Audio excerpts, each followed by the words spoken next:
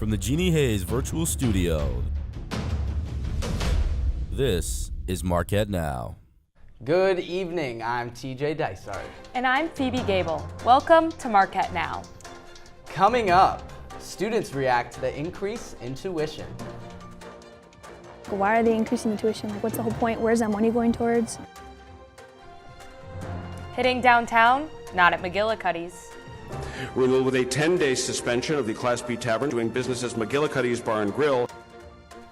Food poisoning victims share their story and what dining halls are doing to prevent a repeat.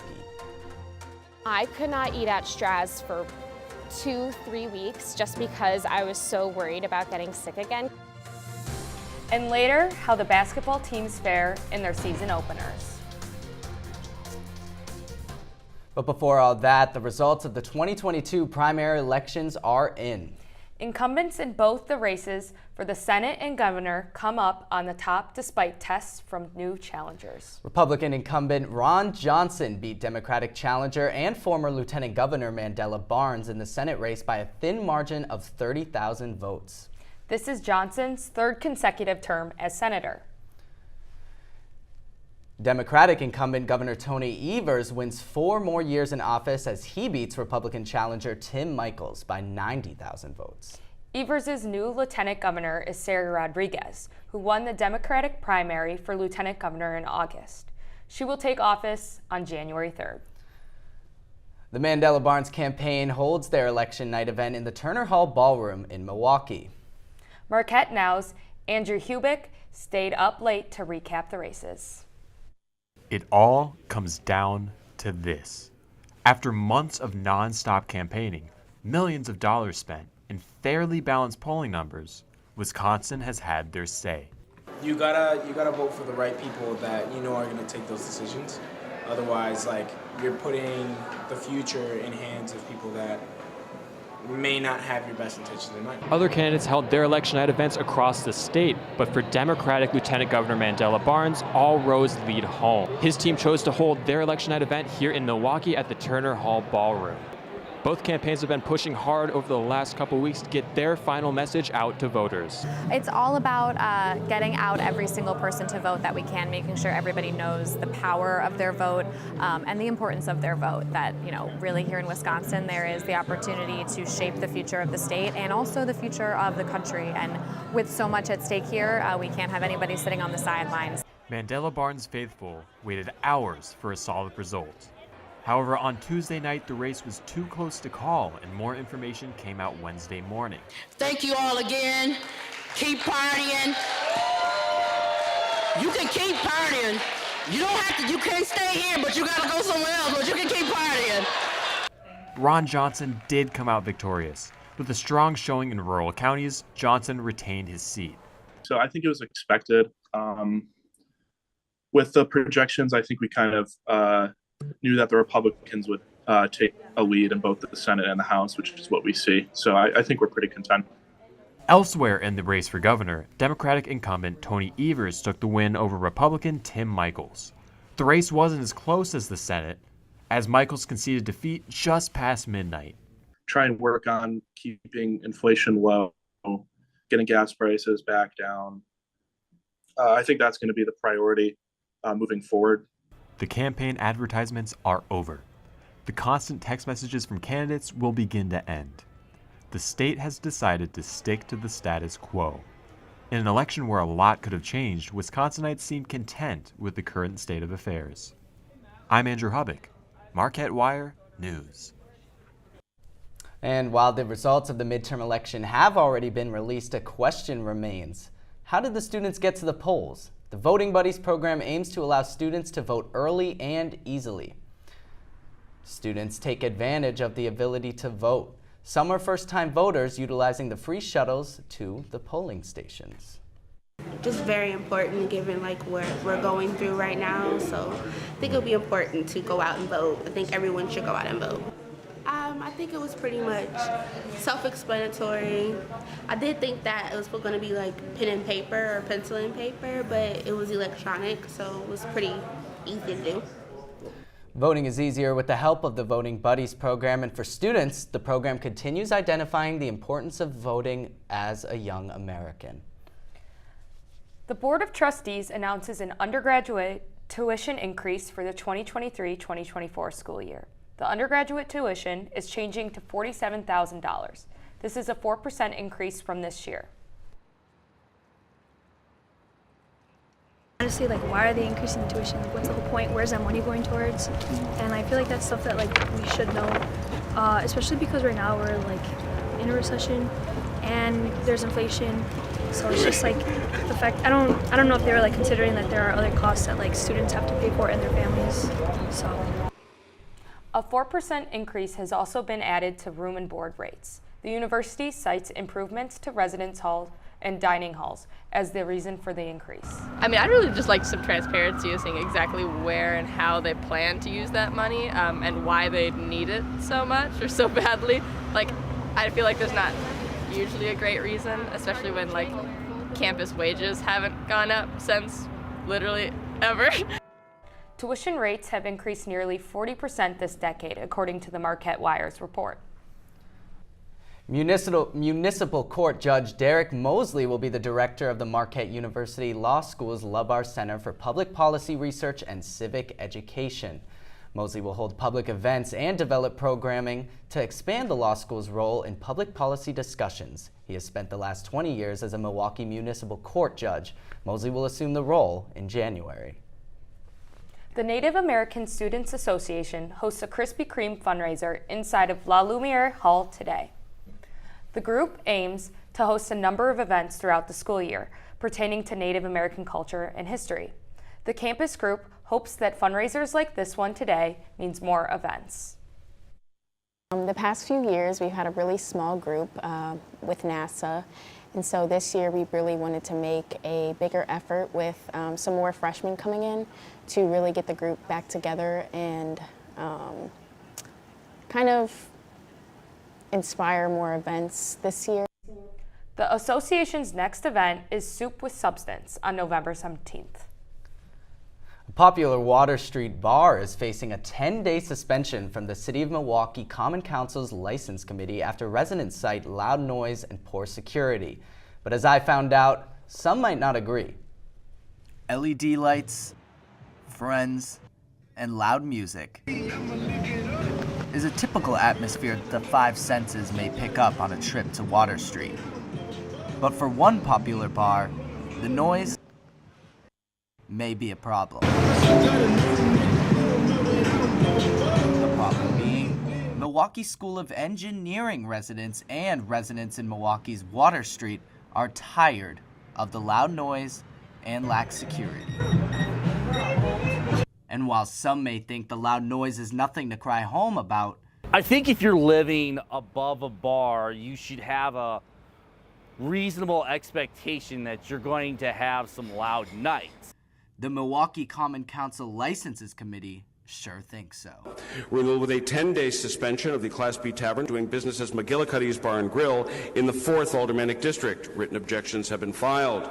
Now, if you look behind me, you will notice that the bar is still currently operational. Now, this being, in fact, because the City Council has granted McGillicuddy's what is known as a delayed suspension. Now, this essentially gives businesses the chance to not only prepare for the loss of business, but also give them a chance to showcase that they can do the things that they need to do to remain open and potentially get the suspension revoked. With McGillicuddy's being a popular Marquette student destination, some of them shared ways that they would have gone about the situation.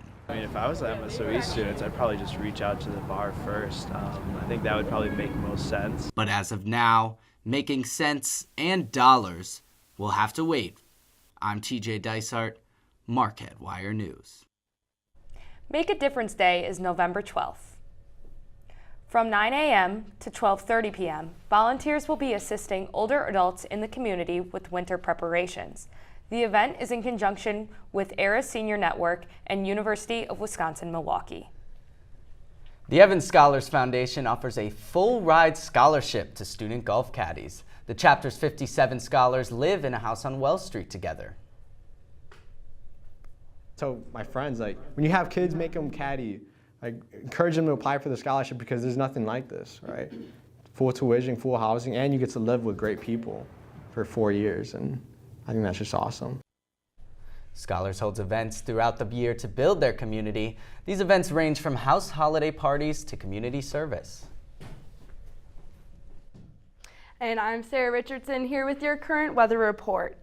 Right now we are seeing some partly cloudy skies with temperatures very mild for September at 57, a little bit humid at 65%, no chance of rain though, and winds coming from the south at 12 miles per hour. That's it for now, but stick around, we'll be back with more after the break. Patriotism. It inspires passionate debate. It's worn like a badge of honor with good reason, because it means love and devotion for one's country. But what really makes up this country of ours? It's the people. To love America is to love all Americans. This year, patriotism shouldn't just be about pride of country. It should be about love. Love beyond age, sexuality, disability, race, religion, and other labels. Because love has no labels. Sometimes the things we do or say can make others feel hurt, excluded, or isolated. Everything you say and do creates an impact. How am I supposed to save the whole world? You can't think about saving the world. You have to think about saving one person. Because of you, someone's entire life can change. You don't have to be a superhero to have a positive impact. Friends? Friends.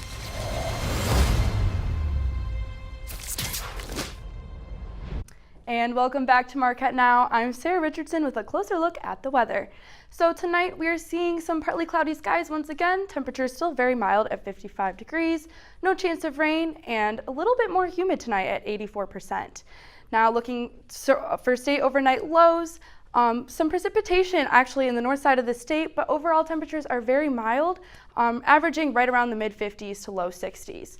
Now looking for tomorrow's highs, across the state once again very mild. We're actually seeing some summer-like temperatures all the way down in Madison and Green Bay, and even a little bit in La Crosse and Milwaukee at 69 degrees. And there's some possible snow up north once again. And so for tomorrow here in Milwaukee, as I just said, 69 degrees. We're actually near record-setting temperatures, which was set in 2020.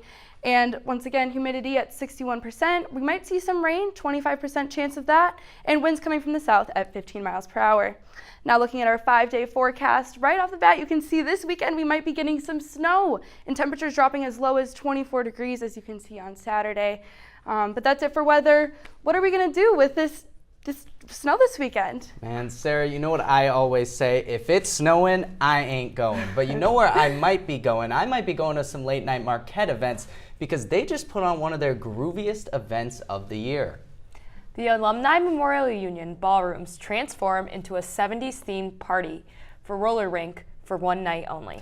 A third-party company provides skates and the floor. The Student Wellness Center hosts the event as a way to promote fun without drugs and alcohol. I am part of a mental health organization, so I'm hoping that they do more like mental health events as well and just an area for people to de-stress. Other 70s themed games and crafts are also provided. Breakfast for dinner is catered in the form of waffles, fresh fruit, and pastries. On Marquette's campus, you can go downtown, but sometimes, especially for the underclassmen, there's not always that much going on. So I feel like something big like this gives them a draw to one, get out of the dorms, do something else on campus, and two, be able to spend time with their friends doing a fun quality activity. The Wellness Center stresses the importance of taking care of your mental health towards the end of the semester. Native American Heritage Month continues with an event showcasing Native American cooking. Marquette Now's Jolan Cruz serves up the story. Many gather at Marquette to see Native American chef Jessica Pamonicott cook and even try some of her food. For me, in Chicago, I live in a cultural mecca where there's food from every ethnicity you can think of. And for me, not having any representation of indigenous foods was like, wow. Chef Pamonicott also explains why some common views of indigenous people should change. Of Native American people, indigenous people, they don't think of us in the contemporary. They look at us as something from the past. And in fact, we're not. We are a contemporary people, no different than everybody else. These events educate us about other cultures in a very unique way and an impactful way. There's a lot that we do in the classroom to, expand our minds, expand our knowledges and history. Chef Pamonica demonstrates how to make tamales in a traditional indigenous way. So kind of squeeze it down. You want to make it really tight, and then you're going to wrap it around, and then you're kind of going to press it kind of even, and then fold it under.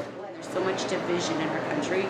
Learning and acceptance and coming together, peoples and cultures and different backgrounds, it's a beautiful thing. There's always a good time for that. Chef Pamonica is very passionate about building communities through food and cooking with love. I'm Jolan Cruz, Marquette Wire News. Camp Kesem hosts a pumpkin smashing event to raise cancer awareness. Kids whose parents are affected by cancer attend the annual summer camp. The organization hopes that the event brings the campus together to support the cause.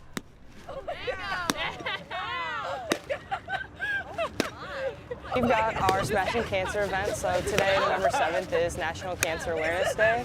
And as Camp Kesem, we run summer camps for kids who are impacted by parents' cancer. So we got a bunch of pumpkins donated, and we're going to do some pumpkin smashing to raise money to send kids to camp. I think it kind of goes with the whole fall theme. I know school can be stressful, so it's nice to get out a little energy throughout the day. Camp Kesem's next meeting is November 15th in the AMU. Anyone is welcome to attend. Students are required to purchase a meal plan for the first 2 years on campus, but what goes into preparing the food? Marquette Now's Timothy Lateau rummages around the kitchen. When it comes to college, quick, convenient food is a plus. But safe to eat, well-prepared food, that's a necessity. Well, what happened? It was food poisoning. We all kind of got sick on Thursday afternoon, and then so we missed our Friday class. There was only 10 people there instead of 25. Food poisoning that did not sit well, literally, with Straz Hall diners in February 2021 after having tacos from Sodexo's Simple Serving Station. I just stayed in bed. I could not get up. 2 girls on my floor also went to the hospital because they lost so much fluids. The only thing lost faster than fluids was trust in dining halls. I could not eat at Straz for 2-3 weeks just because I was so worried about getting sick again. So how to improve going forward? Straz dining hall staff were taking temperatures of the pans more frequently. We have logs for keeping temperatures, making sure the coolers are working, making sure everything is stored properly. Nick gives me my menu every week. Tasha just started working for Sodexo a couple months ago, but was already a seasoned veteran in the kitchen and began working at the Simple Serving Station in the Commons. We portion it up, put up one pan, and I keep the rest in our hot box. So it's always temperature rated, so safe and hot to eat. No one wants any cold food. I know I'm with it. Date, who made it, what day you made it, what it is, and what's the expiration date when you're supposed to throw it away. Food has a shelf life between 3 to 5 days. The Simple Serving Station uses ingredients free of the 8 most common allergens and gluten to cater to students with dietary restrictions. And it also uses its own utensils, containers, and plates to avoid cross-contamination. Everything is purple. This all belongs to my station. If I had a green one that was back here, I would immediately return it to the kitchen because I don't know where it's been. I don't know what it's used or. What you don't know is Tasha's secret. Roasted sweet potatoes, little brown sugar, salt, pepper, my secret ingredient, ginger. What's not a secret is her love for cooking. Food has always been my passion. From my grandmother. Always been my passion. You can make someone have a better day by making them a good hot meal. I guess you gotta have time management over here. Unlike the other stations, you only have 2 hands and 2 feet to help you. No one else. There's Hell's Kitchen, and then there's Heaven's Cupboard. In it, there are 2 hands, 2 feet, decades of experience, and a grandmother's wisdom. The best ingredients Tasha and her diners could ask for. I'm Timothy Lateau, Marquette Wire News. Well, Phoebe, I love a good excuse to miss a Friday class, but not at the risk of food poisoning. That's it for now. But stick around. Basketball season is back, and Gabriel Cicerica has more after the break.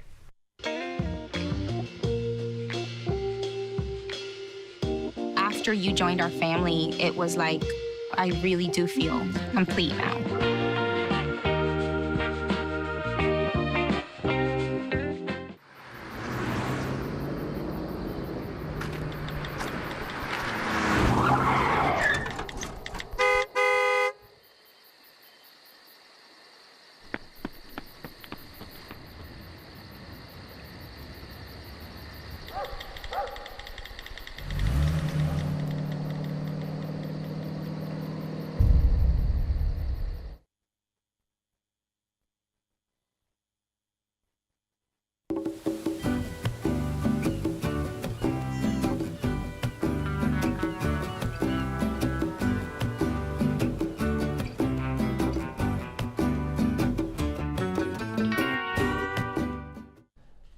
Welcome back. I'm Gabriel Cicerica with your Marquette Now Sports Report. The men's basketball team hosted season opener against Radford this past Monday. Sophomore point guard Cam Jones starts out strong, scoring the first 5 points of the game. It was a dogfight for majority of the game until Marquette lit up the scoreboard with the help of junior forward Oso Iguodaro's 19 points. Marquette ultimately takes home the victory, 76-69. I'm just happy to be out here with our guys and have the chance to play this first game. I thought when we were at our best, we were really, really good and connected on the defensive end. There was a couple times where we put ourselves in position where we could have really broken the game open and made a really big margin, but we didn't make the next few plays after that, whether it was on the offensive end or the defensive end. I thought we had.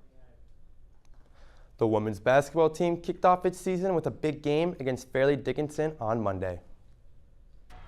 The crowd brought the energy to another level, giving the Golden Eagles the confidence they needed. Finding a rhythm fairly quickly, junior forward Liza Carlin scores the first 6 points from Marquette, attributing the Golden Eagles with an early lead in the first quarter. Heating up on both sides of the ball, the Golden Eagles outscored the Knights 23-9 in the second quarter to take a 39-26 lead going into halftime. Marquette keeps the pressure strong throughout the entire game, ending its season opener with a 75-46 victory.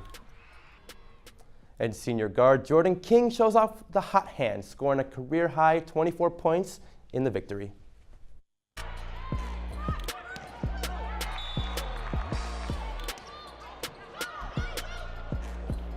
Game home streak against Villanova. Marquette gets the clean sweep over Villanova thanks to senior setter Caroline Dragani's career-high 5 service aces to help spearhead a third set run. Dragani had a career-high 5 aces in the match, while sophomore setter Yadira Enchante totaled 6 kills, 11 digs, and 34 assists. And the junior outside hitter Aubrey Hamilton attributed her second weekly Big East honor roll this week. And coming up this week in athletics, the men's basketball team hosts Central Michigan University at the Al McGuire Center for a students-only game tomorrow at 7 p.m. Then we'll travel to Purdue on Tuesday to take part in the Gavitt tip-off games at 7:30 p.m. Meanwhile, the women's basketball team takes on Holy Cross at the Al on Friday at 7 p.m. and will welcome in crosstown rival University Wisconsin-Milwaukee on Sunday at 2 p.m. The women's volleyball team looks to advance in Big East play on the road this Saturday at noon against Providence, and will wrap up their East Coast trip against University of Connecticut on Sunday at noon.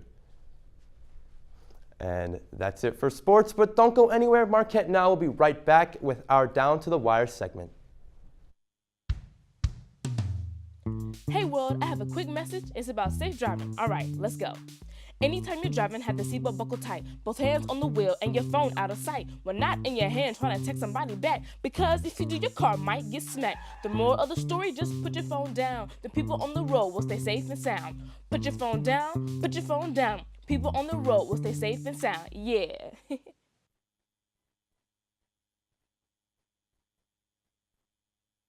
Roll over. When you adopt a shelter pet, you discover all the things that make them unique. And your mother. They're a little bit of a lot of things, but they're all pure love. Every day, millions of people are connecting. Father, cosplayer, mentor, actor. It's time we take a step forward, come together, and discover how accepting our differences can make us stronger. Welcome back once again. I'm TJ Dysart. And I'm Phoebe Gable. Marquette Wire Executive News Editor Julia Abuzahab joins us now for tonight's edition of Down to the Wire. She's with Marquette College Democrats President Tommy Treacy and Marquette College Republicans President Ulman Shaheen to talk about the senator and governor election results. Thanks, Phoebe and TJ. Thank you guys so much for coming with me tonight. I really appreciate it. So starting out with the Senate debate, how did the election of the whole Senate election affect your guys' parties? What were the results? I think the result is what we wanted, and this is what we were expecting going into this race. I mean, hard fought for both parties, right? We were working really hard, and I think we got the victory we wanted. So honestly, I could only see an upward trend from here.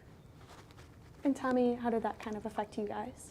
Yeah, I think it was really apparent with the contrast of the two big statewide elections, Governor Evers and Senator Johnson, the groups that they were able to put together to put them over that 50% mark.